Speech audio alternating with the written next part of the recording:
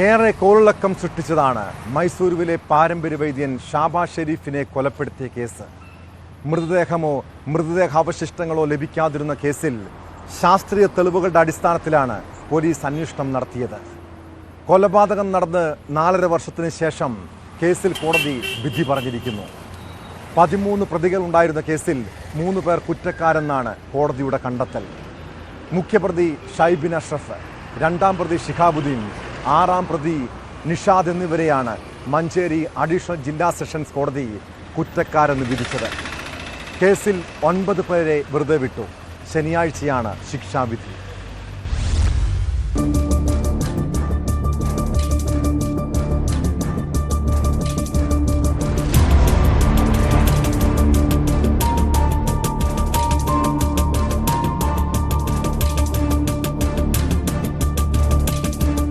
മൃതദേഹമോ മൃതദേഹാവശിഷ്ടമോ കണ്ടെത്താത്ത കേസിൽ ഏറ്റവും നിർണായകമായത് ശാസ്ത്രീയ പരിശോധനാ ഫലങ്ങളായിരുന്നു.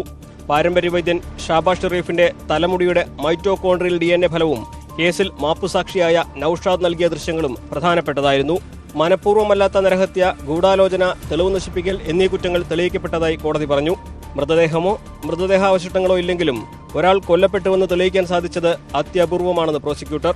ഡെഡ് ബോഡി ഇല്ല, ഈ തട്ടിക്കൊണ്ടുവരിക, കൊലപാതകം, ഇതൊക്കെ നടന്ന് വളരെ വർഷങ്ങൾക്ക് ശേഷമാണ് ഈ കേസിൻ്റെ FIRും അതിൻ്റെ അന്വേഷണവും പോകുന്നത്. അവസാനമായിട്ട് 42 മുടികളാണ് സയൻറ്റിഫിക് ഇവർ ശേഖരിച്ചത്. മറ്റ് പ്രതികൾക്കെതിരെ ചുമത്തിയിരുന്നത് തട്ടിക്കൊണ്ടുപോകലടക്കം വിവിധ കുറ്റങ്ങളാണ്. ഇതിനെ സാധൂകരിക്കുന്ന തെളിവുകൾ കണ്ടെത്താൻ കഴിയാതെ പോയതാണ് അവരെ വെറുതെ വിടാനുള്ള കാരണം. അന്നത്തെ മലപ്പുറം SP സുജിത് ദാസിന്റെ സമർത്ഥമായ നീക്കങ്ങളാണ് മുഖ്യപ്രതിയടക്കം ശിക്ഷിക്കപ്പെടുന്നതിന് ഇപ്പോൾ വഴിയൊരുക്കിയിട്ടുള്ളത്.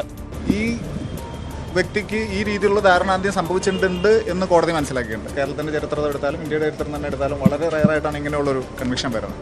തിരുവനന്തപുരത്ത് നിന്ന് സ്റ്റാർട്ട് ചെയ്ത് പിന്നെ അങ്ങോട്ടേക്ക് ഇവിടേക്ക് വന്ന് ഒരുപാട് ആംബിഗ്വിറ്റീസ് ഉള്ള മുൻ ചരിത്രങ്ങളില്ലാത്ത തരത്തിലുള്ള കേസായിരുന്നു. അതിൽ മുൻ SP ശ്രീ സുജിത് ദാസ് IPSന്റെ നേതൃത്വത്തിലുള്ള team He has done an outstanding job in this.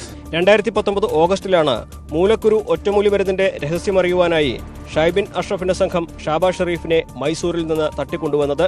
2020 ഒക്ടോബറിൽ ഷൈബിൻ അഷ്റഫിന്റെ വീട്ടുതടങ്കലിൽ വെച്ച് അതിക്രൂര പീഡനങ്ങൾക്കൊടുവിൽ ഷാബാസ് ഷെരീഫ് കൊല്ലപ്പെട്ടു. തുടർന്ന് മൃതദേഹം കഷ്ണങ്ങളാക്കി നുറുക്കി ചാലിയാറിൽ തള്ളി.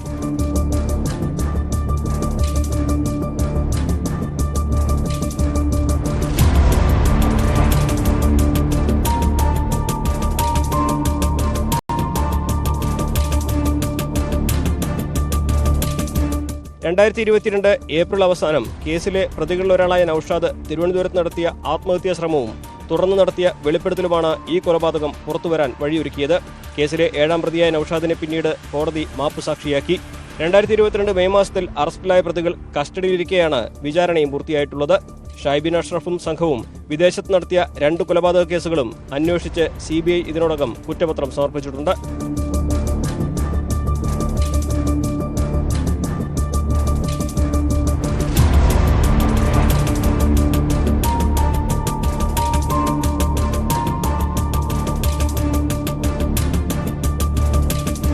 ന്യൂസ് 18 മലപ്പുറം.